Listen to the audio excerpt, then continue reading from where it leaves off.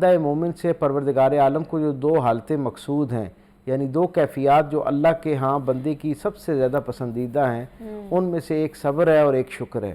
یعنی صبر کا مطلب یہ ہے کہ جب کسی شخص کو تکلیف پہنچے، اس تک مصیبت پہنچے، حتیٰ کہ شریعت تو یہ کہتی ہے کہ کسی تک کوئی بہت زیادہ ایکسٹرا آرڈینری خوشی پہنچے تو وہ اپنے آپ کو پروردگار عالم کی متعین کردہ حدود کے اندر رکھے اور ان حدود سے باہر نہ ہو،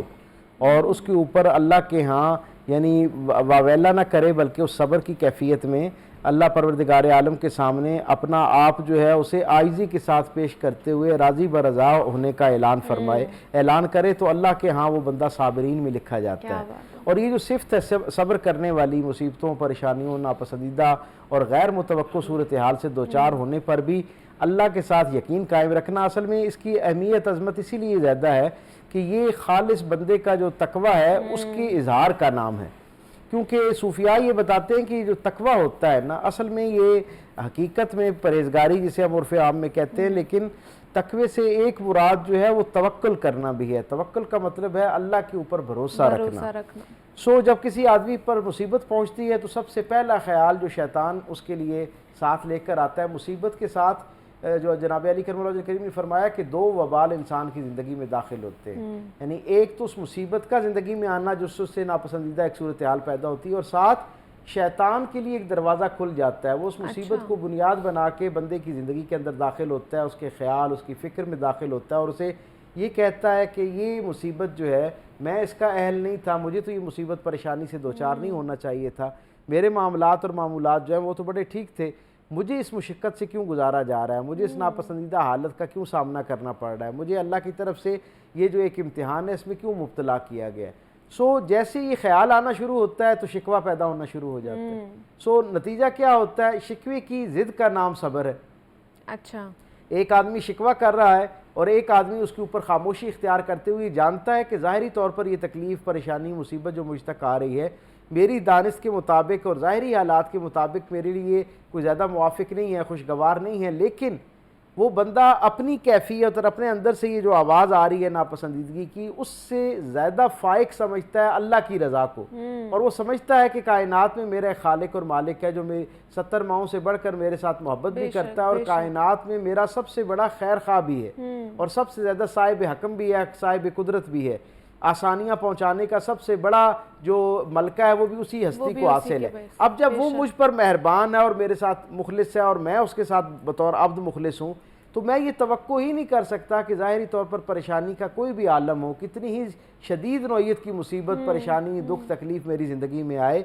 میرا تصور قائم ہی نہیں ہوتا، میرا دل اس بات کو ماننے کے لیے، میرا خیال اس بات کو تقویت دینے کے لیے تیار ہی نہیں، آمادہ ہی نہیں کہ اس کے اندر میرے لیے کوئی مشقت ہے۔ یقیناً یہ جو ظاہری مشقت ہے اس کے ساتھ پیچھے بہت سارا خیر وابستہ ہے، اس کی وجہ یہ ہے کہ یہ جو خیر ہے یہ مجھ تک جو ہے وہ میرے رب کی طرف سے پہنچ رہا ہے، یہ تکلیف جو ہے مجھ تک میرے رب کی طرف سے پہنچ رہی ہے۔ جب ہر خیر اور شر کا مالک میرا رب ہے تو مجھ تک میری زندگی میں آنے والے ہر خیر اور شر کا اختیار بھی پروردگار عالم کو ہے، اس کی اذن سے اس کے بندے تک جو تکلیف، مصیبت، پریشانی پہنچ رہی ہے وہ انسان یا انسانوں کی بستی جو ہے ان کے نظریے اور خیال کے مطابق تکلیف ہے، اللہ کے ہاں تو وہ ترقی درجات کا ذریعہ ہو سکتی ہے، یا پروردگار عالم کے ہاں کسی بڑی مصیبت کے کفارے کے طور پر چھوٹی مصیبت آتی ہے۔ اللہ والے ہمیشہ یہ کہا کرتے ہیں کہ ہر مصیبت اپنے سے بڑی مصیبت کا صدقہ ہوا کرتی ہے اگر کوئی شخص اس پر صبر اختیار کرے، یعنی صبر اتنی بڑی نعمت ہے کہ پروردگار عالم نے اگر اس مصیبت سے کوئی بڑی مصیبت بھی طے کر رکھی ہے، عالم ارواح میں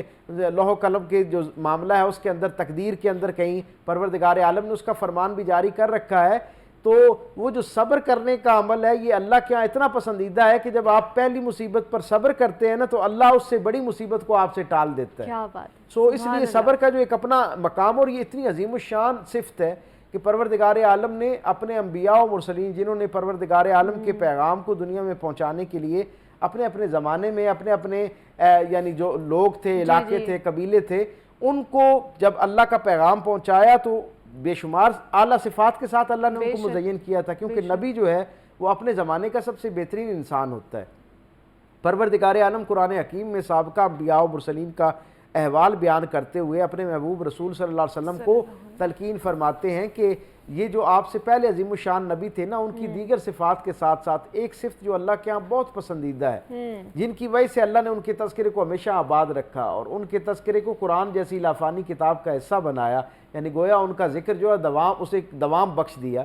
وہ نبی ان کی صفات میں دیگر صفات کے ساتھ ساتھ ایک نمایاں خوبی جو ہے مصیبتوں مشقتوں کے اوپر اس اللہ کے پیغام کو پہنچانے کے لیے آنے والی تکالیف پر صبر کرنا ہے۔ اور قرآن حکیم میں خود سورہ انبیاء میں اللہ تبارک و تعالیٰ حضور کو اپنے 3 نبیوں کا ذکر کرتے ہوئے بتاتا ہے کہ یہ میرے وہ عظیم الشان نبی ہیں کہ جن کی صفت یہ تھی کہ یہ اپنے تک پہنچنے والی ہر مصیبت کو بڑی خندہ پیشانی کے ساتھ قبول کرتے تھے اور بڑے اس کے اوپر صبر کا اظہار کرتے تھے۔ اور پھر سرکار ختمی مرتبت صلی اللہ علیہ وسلم کو بھی پروردگار عالم نے یہ بتایا کہ آپ نے بھی ان مصیبتوں اور مشقتوں پر اسی طرح صبر کرنا ہے۔ اور ایک روایت کے مطابق سرکار دو عالم صلی اللہ علیہ وسلم نے فرمایا کہ اعلاء کلمت الحق کے لیے، اللہ کے اس پیغام کو پہنچانے کے لیے ہر نبی کو ستایا گیا اور ہر نبی نے اس پر صبر کیا۔ آپ فرماتے ہیں دنیا میں جتنے نبی آئے سب سے زیادہ اللہ کے پیغام کو پہنچانے میں مجھے مشقتوں کا سامنا کرنا پڑا، سب سے زیادہ مجھے تکلیف اور اذیت سے گزارا گیا۔ اور پھر ساتھ حضور فرماتے ہیں کہ بحمدی تعالیٰ سارے انبیاء و مرسلین میں جیسے سب سے زیادہ مشقتیں مجھ تک پہنچی، اسی طرح اللہ نے سب سے زیادہ صبر کی توفیق بھی مجھے عطا فرمائی۔ آپ تصور کیجئے نا، کریم آقا صلی اللہ علیہ وسلم کبھی شیب ابی طالب میں جو ہے وہ تین برس جو ہے وہاں آپ تکالیف سے گزرتے ہیں، اور آپ دیکھیں کہ 3 برس مسلسل مشقت میں اور اذیت کا ایک تصور ذرا کیجئے، دل جو ہے وہ کھولنا شروع ہو جاتا ہے، دل بیٹھنا شروع ہو جاتا ہے اس کا تصور قائم کرتے ہوئے۔ 3.25 برس میرے کریم آقا اس میں رہے، اور پوری ذمہ داری کے ساتھ سیرت کے ایک طالب علم کے طور پہ آپ کو میں بتا رہا ہوں، آپ کے سامعین و ناظرین تک یہ بات پہنچا رہا ہوں کہ پوری زندگی میں، یعنی آپ تصور کیجئے کہ سرکار دو عالم صلی اللہ علیہ وسلم نے اس کے بعد کتنا طویل زمانہ پایا، لیکن پوری زندگی میں کتب سیرت یا احادیث میں کوئی ایک احوال بھی نہیں ملتا کہ کہیں پروردگار عالم صلی اللہ علیہ وسلم کی طرف سے آنے والی ان مشقتوں پر سرکار دو عالم صلی اللہ علیہ وسلم نے ایک مرتبہ بھی شکوے کا اظہار کیا ہو۔ حتیٰ کہ یہاں تک میرے کریم رسول کے ہاں تو صبر کا ایسا اعلیٰ عرفہ درجہ پایا جاتا ہے کہ اللہ کے محبوب رسول تو اپنی ان پریشانیوں کا دوبارہ تذکرہ بھی نہیں فرماتے۔